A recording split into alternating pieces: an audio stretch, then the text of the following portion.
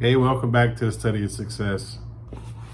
I gotta say that this is a weird feeling, just stopping and recording videos without any prep or any of the things that I would normally do in order to really make a quality art production.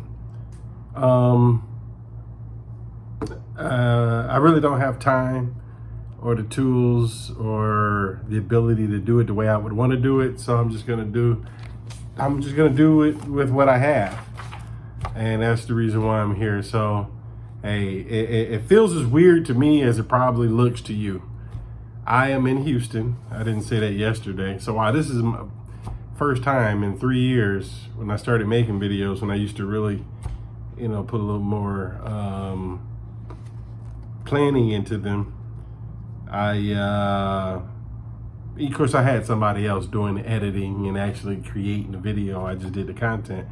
But I've always only done one video a week because that's how long it took me to try to get everything together. But because of what I'm doing now, and I want to get this content out there, and I want to start growing my channel and being useful to the people that find this information useful, I'm just coming with the material, and in time, as I get better with trying to edit and do all that other stuff with videos, I'll learn it. I have no doubt in my mind that I will learn that skill of being able to edit videos and give you the end product that I see in my mind and my vision. It's going to be awesome by the time I get to it. But in the meantime, so this book here is The Richest Man in Babylon. And what I wanted to do, because I am teaching a class, kind of like a class. It's a mentorship program for the summer. And the material is for young people ages really 18 to 24. I have a young person who's a junior in high school up to seniors in college.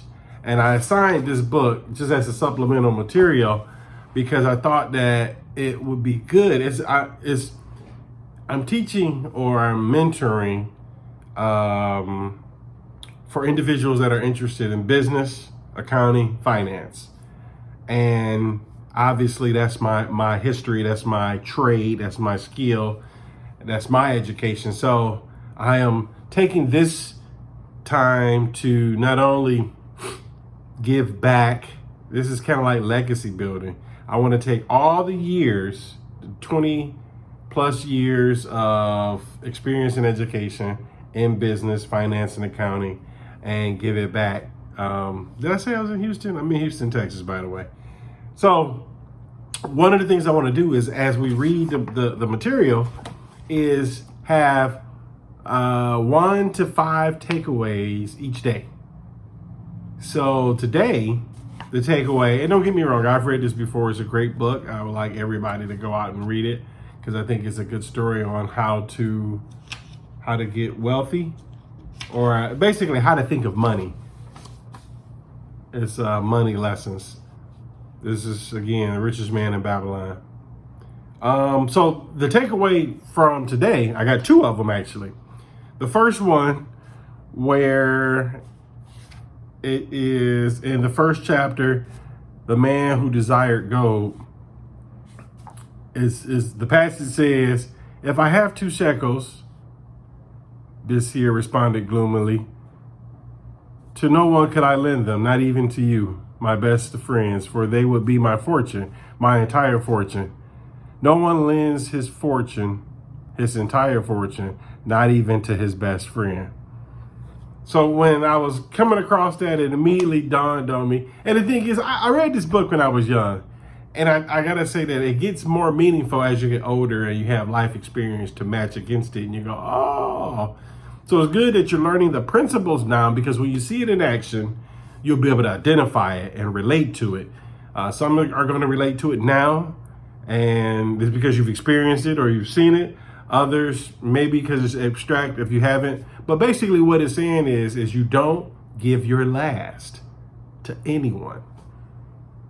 And I think that's important, because a lot of times people, especially generous people like myself, I'm generous. They say, I'll get a shirt off my back. Well, the problem of giving the shirt off your back, if it's cold, is that you freeze to death. And then that'd be the last shirt that you give. So I take this to mean no one lends his entire fortune, not even to his best friend. That means that you think of yourself, the individual, as a unit, as a body that has to be protected, as your number one primary goal is to protect yourself. It made me think of the airlines when you fly. They always give you the safety protocol, which they say in the event of loss of cabin pressure, the mask are going to come down, and it tells you tend to your mask first before helping tend to someone else. So what ends up happening, like say if you're on a plane and you have loss of cabin pressure and you have your kids with you or you have your spouse with you, especially if you're a man, you're going to want to protect your family first. But even in that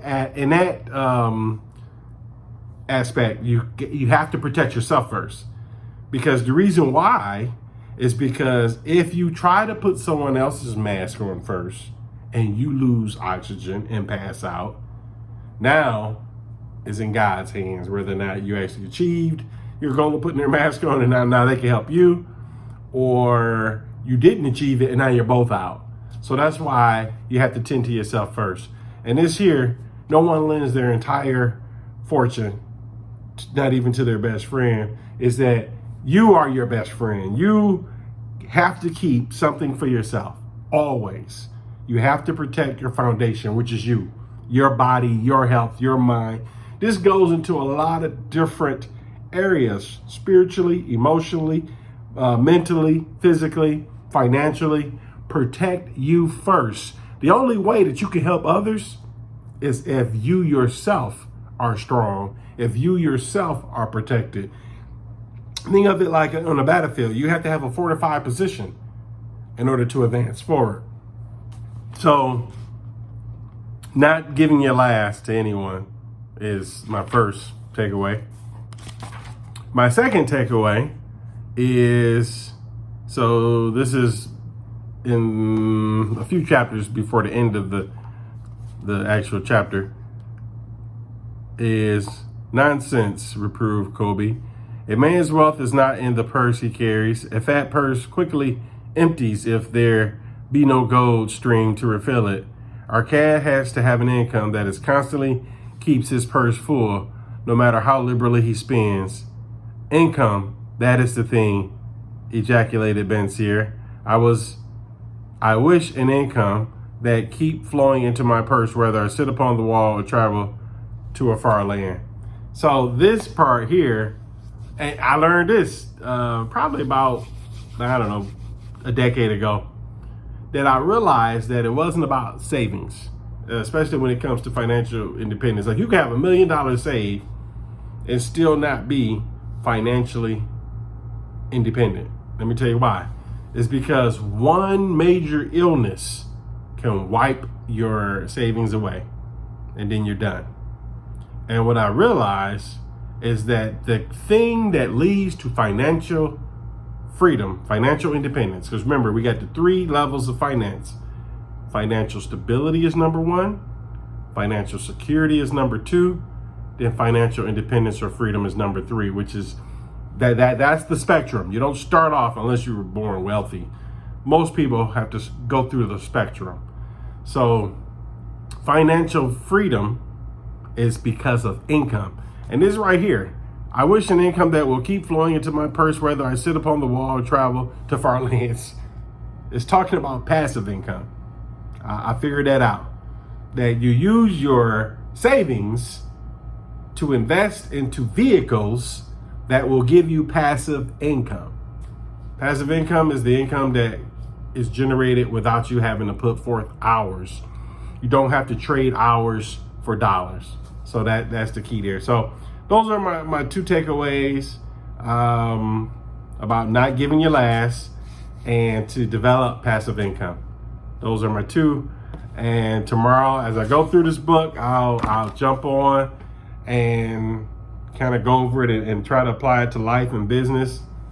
And actually, because I don't want to keep, going on and on, but this can be applied to business, obviously, because when you're in business, you want to reserve and, excuse me, you want the model. So now, if I was editing, that would have been cut out. But since this is really, until I get to the point where I'm editing and controlling, how this is presented, this is kind of like a blog, study of success blog. So you get to watch the transformation and the transition from blog to the thing that I see in my head.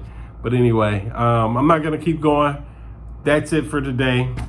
As I get more information, I will let you know. And I hope that this is useful to you. Stay tuned. I have more, maybe tomorrow, maybe the next day. It'll be soon because I'm getting more. I'm trying to get more consistent with recording. So have a great day. I'll see you in the good life.